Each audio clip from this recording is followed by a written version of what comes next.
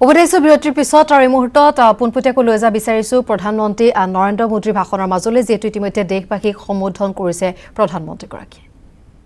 अब रिफॉर्म्स के बाद अब कोल प्रोडक्शन पूरा कोल सेक्टर भी एक प्रकार से आत्मनिर्भर हो पाएगा। अब कोयले के लिए बाजार खुल गया है। जिस सेक्टर को जब जितनी जरूरत होगी वो खरीदेगा। साथियों, जो रिफॉर्म्स के लिए और जो रिफॉर्म्स हमने किए गए हैं उसका लाभ सिर्फ कोल सेक्टर को ही नहीं दूसरे अन्य सेक्टरों पर भी पड़ेगा। जब हम कोल प्रोडक्शन बढ़ाते हैं तो पावर जनरेशन बढ़ने के साथ ही स्टील, एल्यूमिनियम, फर्टिलाइजर, सीमेंट जैसे तमाम दूसरे सेक्टर्स में प्रोडक्शन और प्रोसेसिंग पर भी सकारात्मक पॉजिटिव इंपैक्ट होता है। सौभाग्य से हमारे यहां कोल, आयरन, बॉक्साइट ऐसे कई मिनरल्स के रिजर्व्स एक दूसरे के बहुत नजदीक होते हैं, बहुत आसपास ही होते हैं। एक प्रकार से परमात्मा ने जैसे क्लस्टर बना करके रखा हुआ है हमारे लिए। ऐसे में हाल में ही मिनरल्स को लेकर जो रिफॉर्म्स किए गए थे वो कोल माइनिंग रिफॉर्म्स के साथ जुड़ जाने से ये बाकी सेक्टर भी बहुत मजबूत हो गए हैं। साथियों, कॉमर्शियल कोल माइनिंग के लिए आज जो ऑक्शन की शुरुआत हो रही है वो हर स्टेक होल्डर्स के लिए विन विन सिचुएशन है।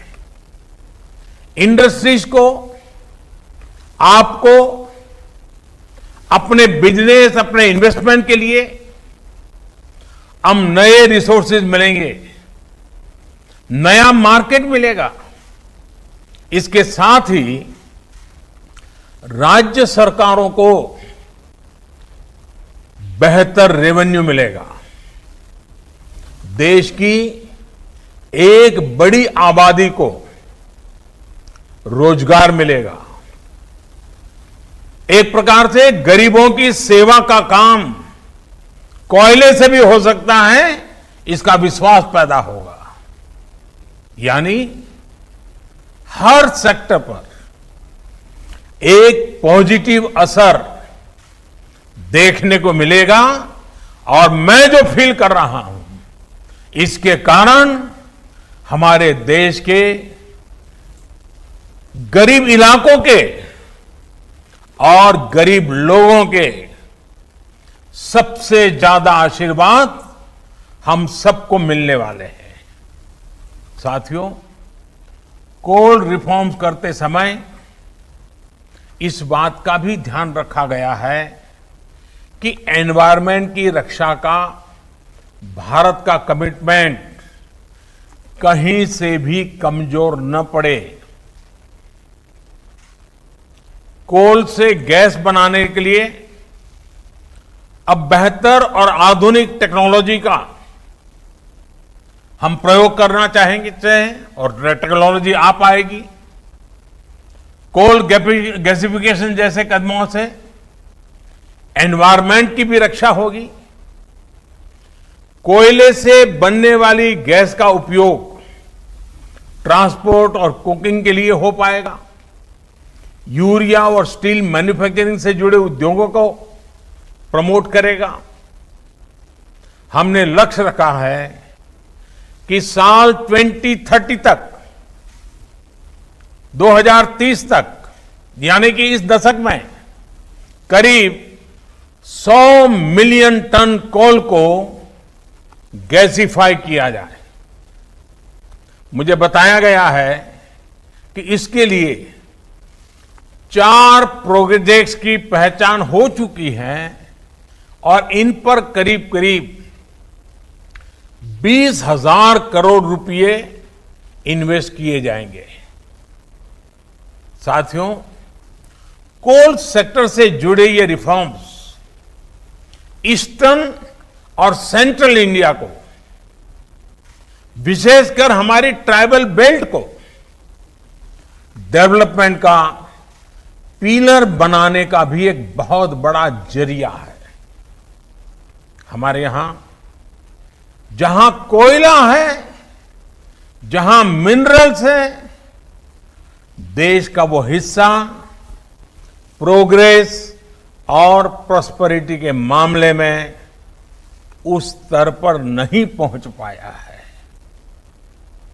देश का ये वो हिस्सा रहा है जहां बड़ी संख्या में एस्पिरेशनल डिस्ट्रिक्ट भी हैं। वो जिले जहां के लोग विकास के लिए एस्पायर कर रहे हैं, लालायित है, कर गुजरने का इरादा रखते हैं, सामर्थ्य है, शक्ति है, समझ है, सब कुछ है, लेकिन यही जिले विकास की दौड़ में बहुत पीछे रह गए हैं। आप कल्पना कर सकते हैं, देश में 16 एस्पिरेशनल डिस्ट्रिक्ट्स ऐसे हैं जहां कोयले के बड़े बड़े भंडार है, लेकिन इनका लाभ वहां के लोगों को उतना नहीं हुआ जितना होना चाहिए था। वहां के गरीबों का जितना भला होना चाहिए था वो नहीं हुआ। यहां से बड़ी संख्या में हमारे साथी दूर दूर अपने बूढ़े मां बाप को छोड़ करके, अपने खेत खलिहान को छोड़ करके, अपने यार दोस्तों को छोड़ करके बड़े शहरों में रोजगार के लिए, एम्प्लॉयमेंट के लिए माइग्रेशन करते हैं। ऐसी अनेक समस्याओं को कम करने और पूर्वी भारत और मध्य भारत की एक बड़ी आबादी को उसके घर के पास ही बेहतर रोजगार के अवसर देने में कॉमर्शियल माइनिंग तरफ हम जो कदम उठा रहे हैं वे एक इच्छित परिणाम लाएंगे। और जब मैं इच्छित परिणाम की बात करता हूं, मुझे इन क्षेत्रों का विकास करना है, हमें वहां के गरीबों का भला करना है, हमें पहले उस इलाके को आत्मनिर्भर बनाना है, बना के हर परिवार को आत्मनिर्भर बनाना है, हर गरीब की जिंदगी में बदलाव लाना है। आज जिन कोल ब्लॉक्स का ऑक्शन हो रहा है, इनसे ही इस क्षेत्र में लाखों जॉब पैदा होने का अनुमान है। इतना ही नहीं, कोयला निकालने से लेकर ट्रांसपोर्टेशन तक को बेहतर बनाने के लिए जो आधुनिक इंफ्रास्ट्रक्चर तैयार किया जाएगा, उससे भी रोजगार के अवसर बनेंगे, वहां रहने वालों को अधिक सुविधाएं मिलेगी। अभी हाल ही में सरकार ने इस तरह के इंफ्रास्ट्रक्चर पर 50,000 करोड़ रुपए खर्च करने का निर्णय किया है। साथियों, कोल सेक्टर में हो रहे रिफॉर्म, इस सेक्टर में हो रहा निवेश लोगों के जीवन को, विशेषकर हमारे गरीब और आदिवासी भाई बहनों के जीवन को आसान बनाने में बहुत बड़ी भूमिका निभाएगा। कोल प्रोडक्शन में, अनकोल प्रोडक्शन से राज्यों को एक्स्ट्रा रेवेन्यू मिलेगा। उसका इस्तेमाल वहां की जन कल्याण योजनाओं में होगा, उस राज्य के विकास में होगा।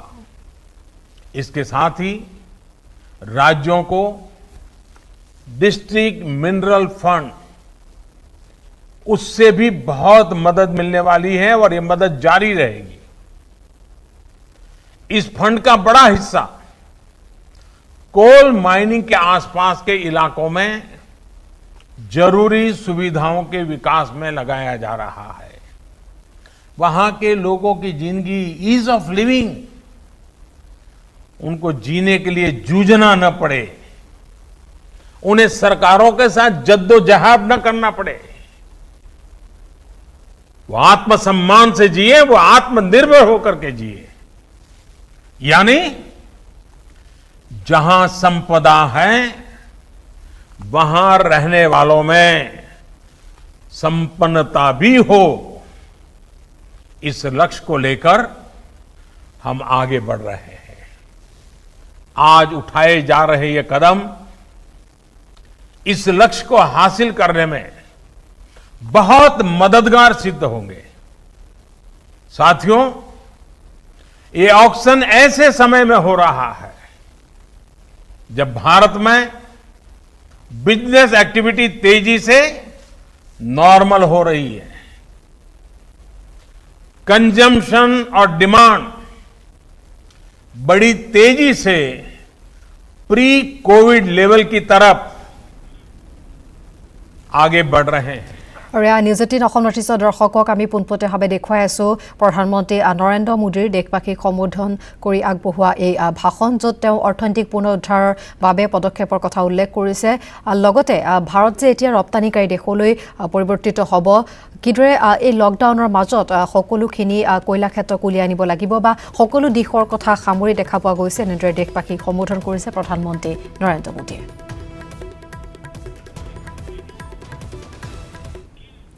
আৰু খবৰ অব্যাহত থাকিব, পুনৰ সময় খন্তেক বিৰতিৰ।